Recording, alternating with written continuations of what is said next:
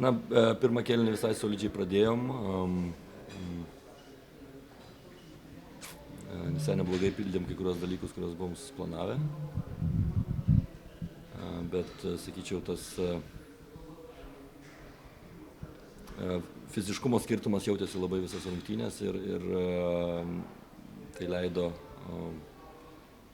Rytui gana lengvai rinktis taškus kai kuriuose situacijose ir tai mums neleido, kaip sakyti, ilgesnį laiką išbūti tokiam, kaip sakyti, konkurencingam atstume, bet nepaisant to aš esu patenkintas vyrais, kadangi nepasidavė ir išlaikė energiją, ir išlaikė kovingumą visas rungtynes, netgi prie didesnio skirtumo, tai tuo esu patenkintas. Nemažai žaidėjų irgi taip pakankamai tolygiai. Urkis, Jogminas, Valunta, kokie dar tokie geri akcentai, kas jums patiko? Tikrai tu čia išvardinai dabar gerai sužaidusius, tikrai ir Šaras gerai sužaidė labai, ir Jogis labai solidžiai atrodė, ir šitas Amandas. Tai vėlgi sakau, šiandien, sakyčiau, visi, kas buvo, neiškrito iš bendro vaizdo ir momentais atrodė visai padoriai. Vėl tas klaidų skaičius gerokai per didelis, ypač kai žaidži su čempionais. Na tai dėl to, tas klaidų skaičius dėl to, kad su čempionais žaidži. Tas fiziškumo skirtumas ir situacijos, kur pajėgumų tas skirtumas gana stipriai jaučiasi ir dėl to tos klaidos atsiranda. Tai yra sprendimai, tai yra krepšinis su daug detalių, kas iššaukė tas klaidas. Tai svarbiausia, atsilyginti reikėjo fanams, kad taip toli važiavo ir smagu, kad jiems nesugadinom nuotaikos. Rungtynėse buvo svarbu nežiūrėti rezultatą.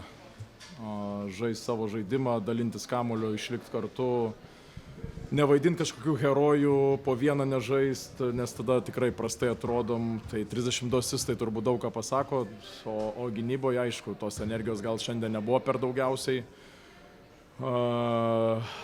Jos tos energijos reikės ateinančiose rungtynėse, bet šiaip tai sakau, neturiu ką daugiau pasakyti apie šitas rungtynės, apart to, kad skiriame tą pergalę mūsų ištikimiausiams fanams, jie šiam buvo žiauriai geri. Antrojo kėlinio metu panašu, kad ne viskas jums patiko, porą pertraukėlių teko paprašyti. Jo, nepatinka, tai nėra tokio trenerio, kuriam patiktų kažkokie pigus taškai prasileisti į savo krepšį.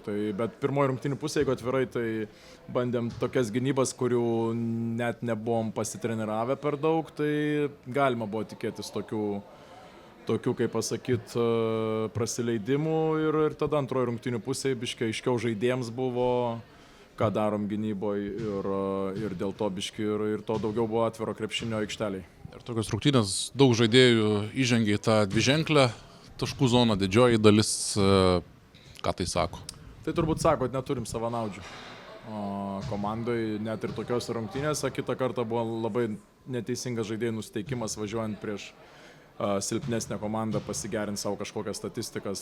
Sezonas jau į paskutinę fazę eina, tai jau čia nei tu pasigerinsi, nei pasibloginsi.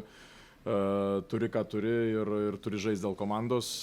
Statom kiekvieną dieną tą žaidimą, stengiamės tos įpročius išlaikyti teisingus, nes juos pasistatyti tai nėra lengva, bet juos sugriauti yra labai lengva.